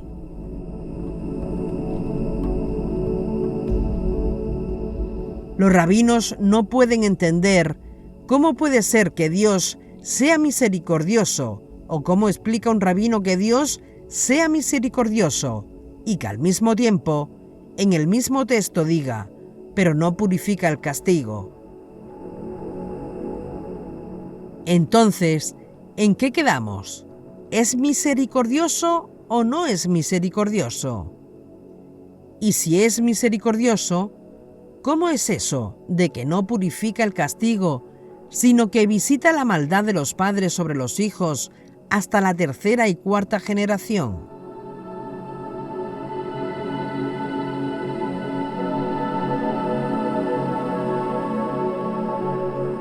Aquí hay una seria contradicción. Es más, y presten atención, aquí está la contradicción más grande de todo el Tanaj. Y vamos a decir algo. La única cosa que puede resolver esa contradicción es el eslabón perdido en el judaísmo rabínico. El Mesías sacerdotal.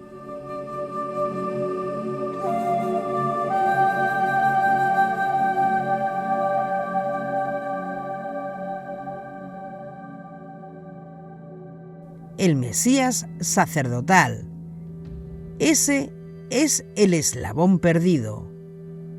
Recuerden que por un lado nos dicen, citando al profeta Ezequiel, no necesitamos de un Mesías que sufra por nosotros, porque el profeta Ezequiel ha dicho que los padres no pagarán por los hijos, ni los hijos por los padres, sino que cada cual morirá por su propio pecado.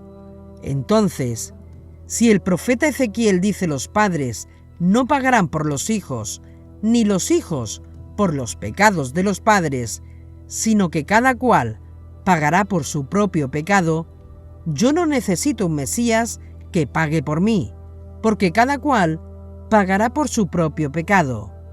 Yo tengo que pagar por mi pecado, no el Mesías pagará por el mío. Sin embargo, tenemos a Dios aquí, mucho antes de Ezequiel, diciendo, no purifica todo el castigo, sino que visita la iniquidad de los padres sobre los hijos y los nietos hasta la tercera y cuarta generación. Entonces, ¿en qué quedamos?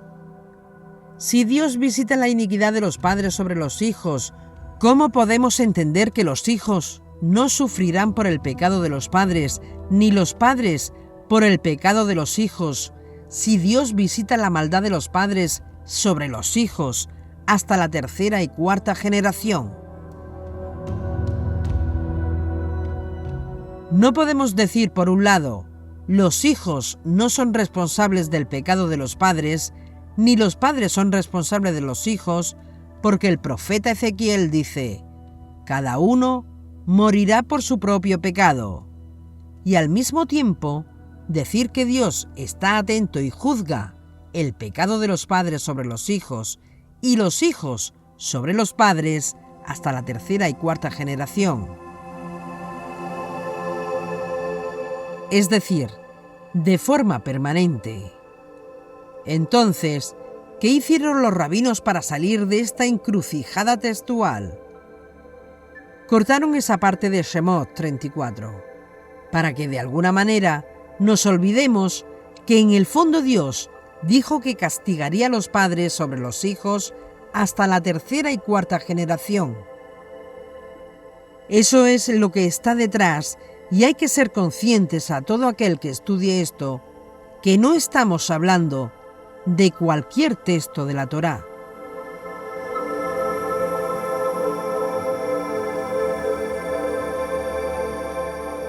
No estamos hablando de un texto periférico de la Torá o de alguna información histórica de la Torá. Estamos hablando de un texto que por su contenido es fundamental para la teología judía. De hecho, este es uno de los pasajes más famosos de toda la Torá, los 13 atributos. Entonces, realmente veamos en dónde aparecen realmente estos atributos y en qué contexto, es decir, de dónde salen estos 13 atributos. Porque eso no vino del aire, es decir, hay un contexto en el que estos 13 atributos surgen.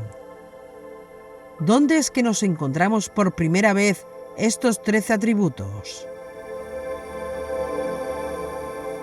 Después de un momento muy dramático dentro de la historia del pueblo de Israel, en el momento cuando Moisés está descendiendo del monte con las 2 tablas de la ley escrita por el dedo de Dios, y no 2 tablas cualquiera, sino tablas de zafiro espectaculares, y el mismo zafiro que tendrán en la edad mesiánica. Se les llama zafiro, pero no es el mismo zafiro que conocemos aquí en la tierra. Una piedra de zafiro que donde quiera que tú miraras, podías leerlo. Daba igual el ángulo que alguien las mirara, que podía leer el texto, es decir, el texto siempre quedaba al frente. Algo espectacular, transparente, se podía leer de noche, se podía leer de día, con luz, sin luz, algo espectacular.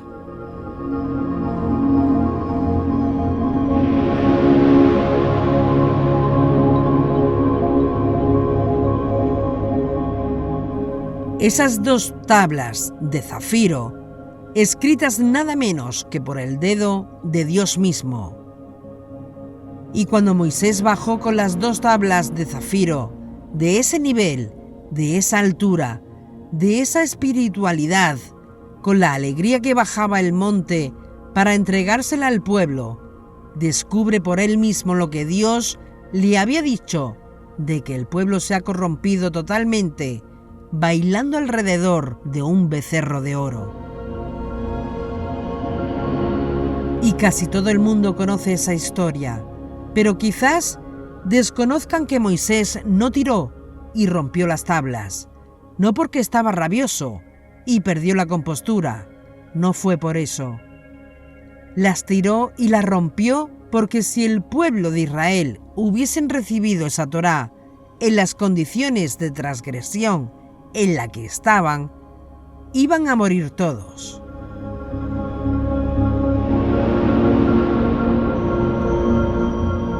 Para proteger al pueblo de esa desgracia, tiró las tablas y las rompió. Después de esto, Moisés, ¿qué le dijo a Dios? Esto se compara con esto. Esto fue para Israel el pecado de Adán. Si nosotros no hubiésemos pecado con el pecado del becerro de oro, el Mesías se habría revelado ahí mismo y la edad mesiánica habría entrado en el mundo. Y nos lo perdimos por no conocer el tiempo de nuestra visitación y apurarnos a los planes de Dios. Es decir, no fue cualquier cosa esto.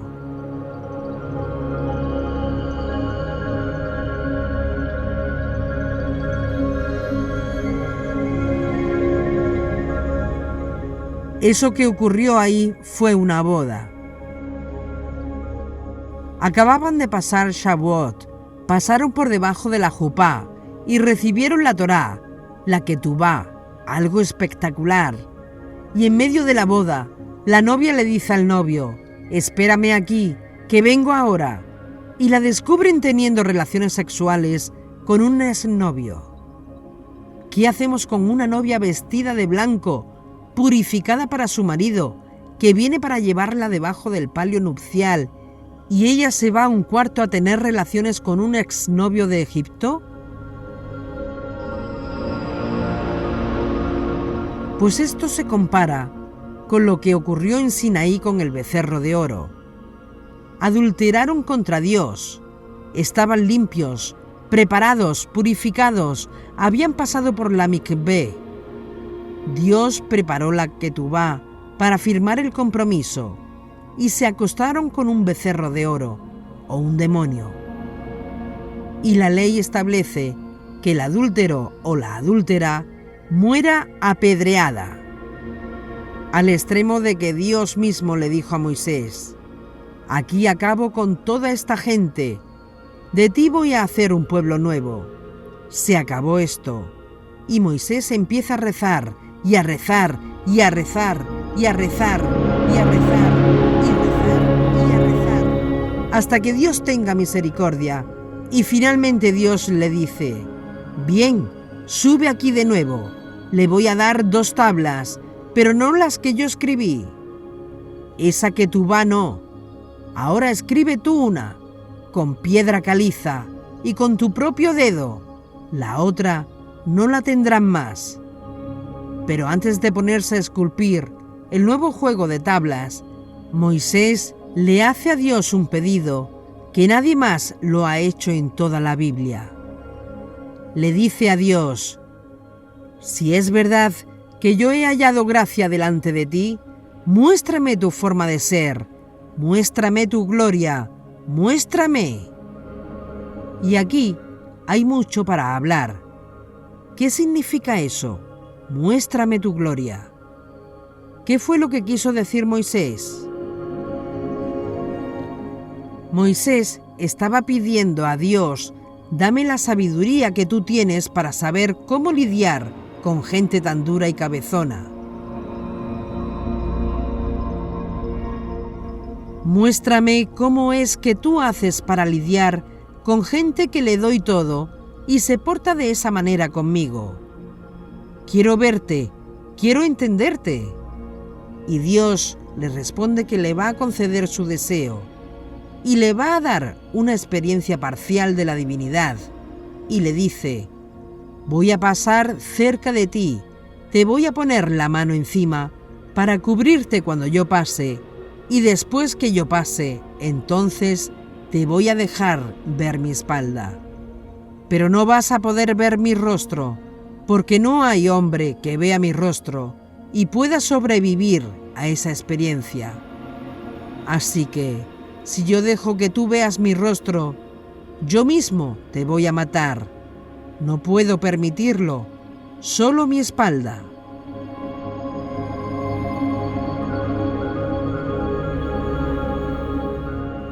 La pregunta ahora es: ¿tiene Dios espalda?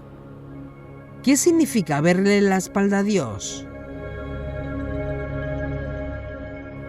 Es un antropomorfismo. La espalda de Dios significa entrar en los misterios de Dios para ver cómo es que Dios maneja todo por detrás, y hablaremos de esto en otra serie. Pero ese antropomorfismo hebreo de verle la espalda a Dios es lo que el judaísmo dice que hace falta, porque cuando tú ves las cosas que están pasando delante de ti, no las comprendes, no entiendes o no entendemos para nada cómo es que un fanático loco puede ir con un rifle, meterse en un club o donde sea y matar ahí a todo indefenso que se encuentre. Hay cosas que nos suceden en la vida que uno, excepto que tú veas la espalda de Dios, no puedes entender. Pero para verle la espalda a Dios se necesita una revelación especial, y eso es lo que Moisés quería.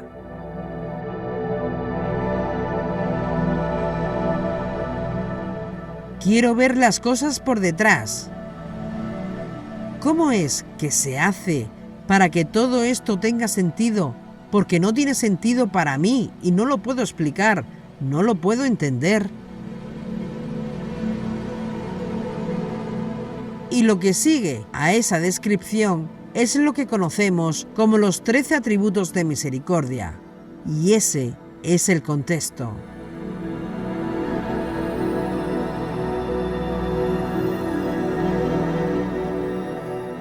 De hecho, hay un pasaje en el Talmud, en el texto de Rosh Hashanah, el folio B de la página 17, que es interesante porque habla de esto, donde dice que Moisés tuvo una visión de Dios y Dios mismo estaba envuelto en un talit, rezando, mientras confesaba estos 13 atributos de misericordia. ¿Cuál es el mensaje del Talmud? El mensaje es: cuando tú estés en un momento crítico de tu vida, confiesa estos 13 atributos de misericordia, porque la energía que tienen y la fuerza que tienen es impresionante.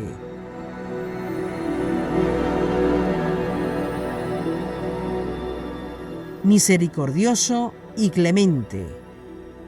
Dios nos conoce y sabe cuando hemos hecho algo malo, pero también sabe lo bueno que podemos llegar a ser. Y como Él sabe lo bueno que el hombre puede llegar a ser, le dijo a Moisés: recoge todos los pedazos de las tablas que se rompieron y ponlas en el arca del pacto, junto a la que tú escribiste con tu mano. ¿Por qué hizo eso?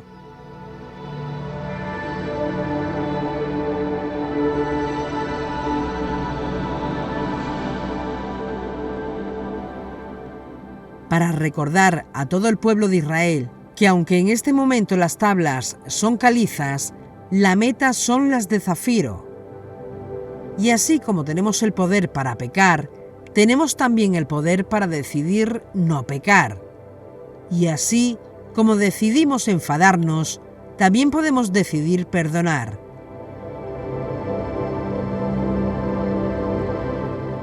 Que Dios sabe cuando hicimos lo malo, pero también sabe todo lo bueno que somos capaces de hacer. En pocas palabras, y para aclarar esta teología judía, que no es como muchos piensan, que se puede ir por ahí haciendo cualquier cosa y después decir los 13 atributos y ya está.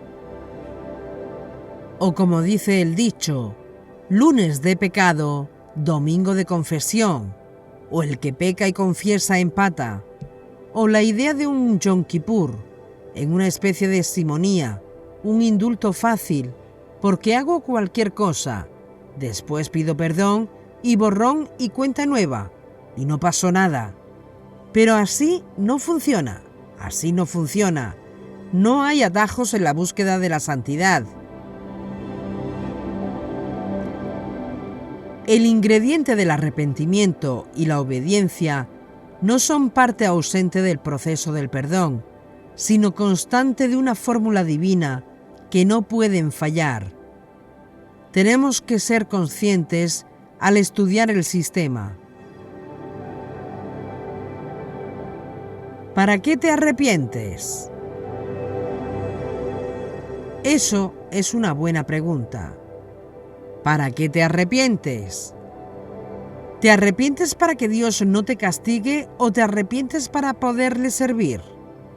¿Te arrepientes para que Él no mande castigos o te arrepientes para poder tener acceso a su presencia? En la teología judía está bien claro. Dios perdona y purifica, pero no juegues con eso. También visita a la maldad.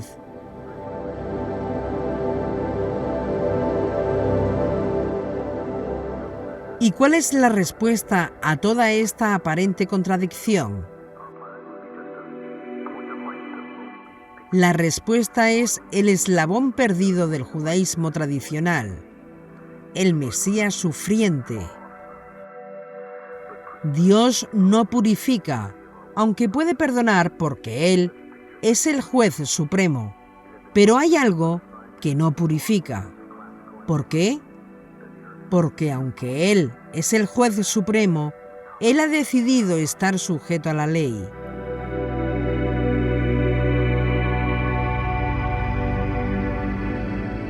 Dios mismo, en el ejercicio de su soberana libertad, eligió sujetarse a la ley y al derecho, porque de lo contrario no sería el reino de los cielos.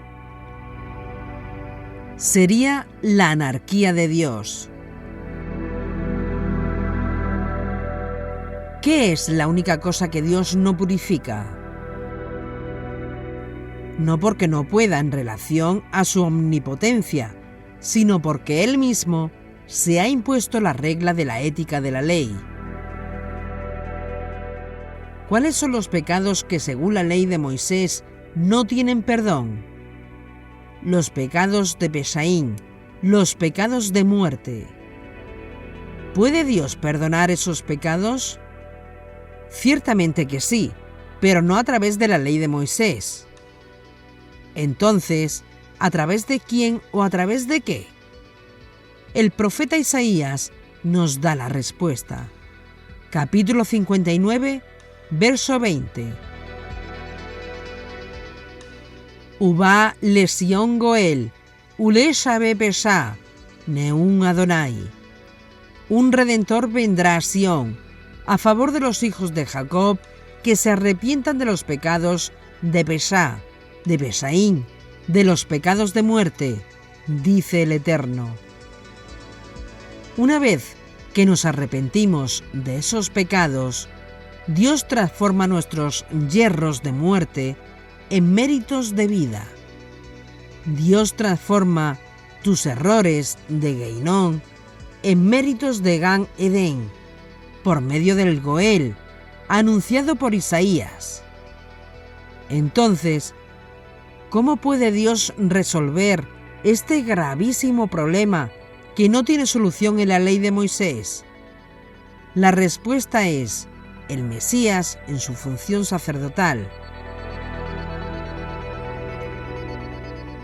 Basado en el principio judío de la teología judía de que la vida de un justo expía por los pecados de su generación, y sobre la base de este Goel, de este Redentor que viene a Sión, Dios Altísimo resuelve el problema de nuestros pecados de muerte. ¿Y quién es ese Goel del cual habla Isaías? Mashiach, Mesías, en su función sacerdotal, por los méritos de su alma, Dios toma nuestros pecados de muerte y los lanza a lo profundo del mar, porque Él se deleita en la misericordia, como dijo el profeta Miqueas, el capítulo 7 de su profecía. ¿Qué Dios hay como tú? ¿Qué Dios hay como tú que perdona la maldad, que olvida el pecado? En el texto hebreo dice Pesha. Se olvida el pecado de muerte, el remanente de su heredad. No retuvo para siempre su enojo, porque se complace en misericordia. Él volverá a tener misericordia de nosotros, cubrirá nuestras iniquidades y echará todos nuestros pecados a las profundidades del mar. Mantendrá su palabra con Jacob. Y recordemos que Miqueas vino después de Isaías.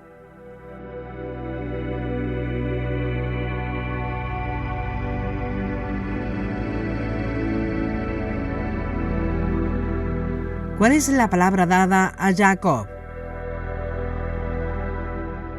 Yo voy a enviarles un Goel a los hijos de Jacob que se arrepientan de los pecados de muerte.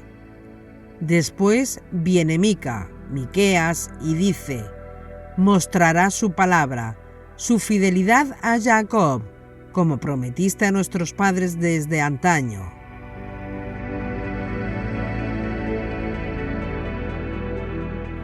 De modo que aunque en los 13 atributos se declara la capacidad de Dios de perdonar todos los pecados, incluso los de tipo Feshá, el texto mismo aclara que hay algo que Dios no limpia.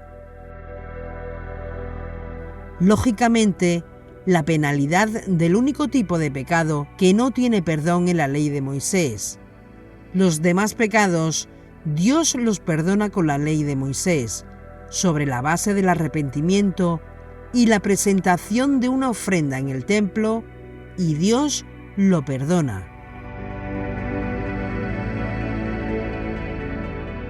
Pero los pecados del tipo Peshaín no son perdonados por medio de la ley de Moisés, sino sobre la base del arrepentimiento y la presentación de una ofrenda por el pecado. La pregunta es, ¿qué pecado? Muerte. Y ahora la pregunta es, ¿qué ofrenda y qué sacrificio? ¿Qué ofrenda y qué sacrificio si el pecado de muerte es tan grave que la ley de Moisés no lo puede perdonar y no hay macho cabrío que se puede ofrecer con mérito suficiente? No hay paloma ni palominos, ni ofrenda vegetal, ni oro, ni plata que se pueda ofrecer para resolver ese pecado.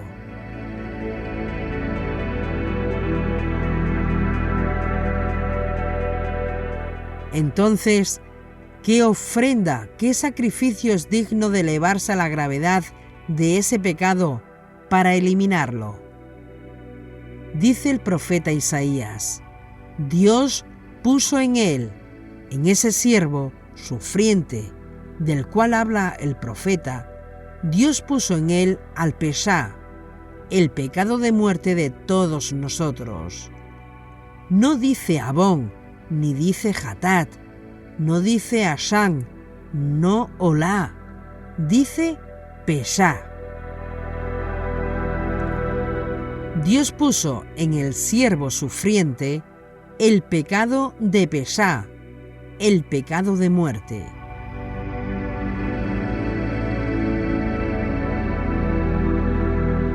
En otras palabras, el Mesías, en su función sacerdotal, asume total responsabilidad ante Dios por nuestros pecados de muerte, sobre la base de nuestro arrepentimiento de esos pecados y la observancia de los preceptos como fruto de arrepentimiento. Y cuando le creemos a Dios sobre esto, la fe nos es contada por justicia.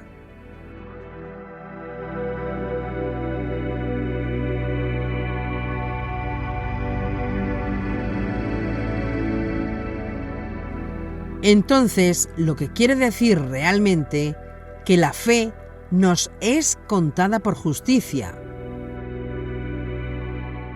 Eso es una declaración revolucionaria en el judaísmo, pero que se le dijo a Abraham, que su fe le fue contada por justicia.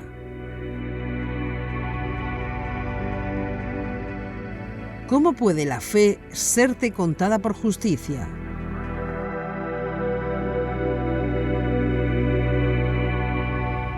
Cuando la obra que se demanda de tus manos, que se demanda de cada uno, es tan grande que tú no puedes cumplir, cuando la demanda es tan extraordinaria que se escapa de tu capacidad humana satisfacer, Dios dice, yo te voy a ayudar a hacerlo. Y cuando tú le crees a Dios, esa fe en Dios se vuelve justicia para ti. Lo cuenta por justicia, como si hubieses hecho el sacrificio requerido, y en ese momento que tú le crees a Dios, el pecado de muerte se te transforma en mérito de vida. El pecado de muerte se vuelve en mérito de vida.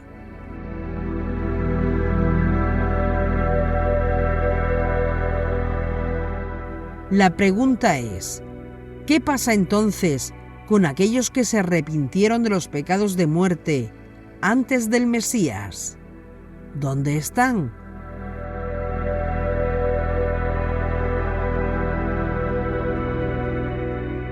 Moisés cometió pecados de muerte, pero no había Mesías para expiar el pecado de muerte de él.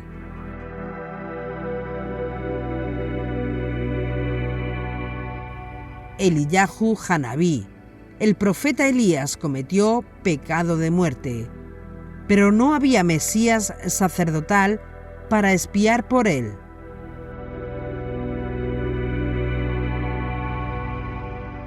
Adán, Noé, el rey David, Abraham, Isaac, Jacob, Yosef, Yehudá, Dan, Neftalí, Aser, Rubén.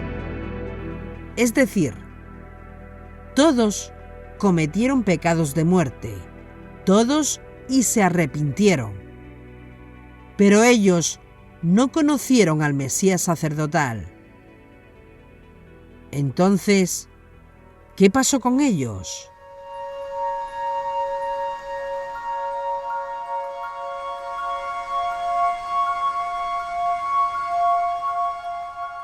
La muerte, el sufrimiento, la función sacerdotal del Mesías, ¿a quién alcanza?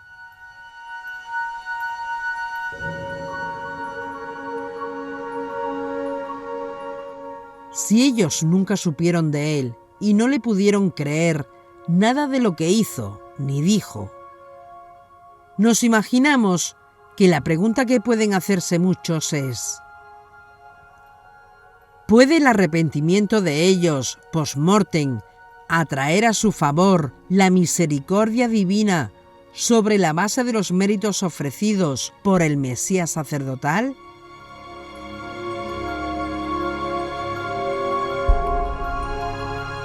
Este tema lo abordaremos en el próximo capítulo, que si alguien se pierde, no podrá responder a otras objeciones que se ponen en contra de Yeshua.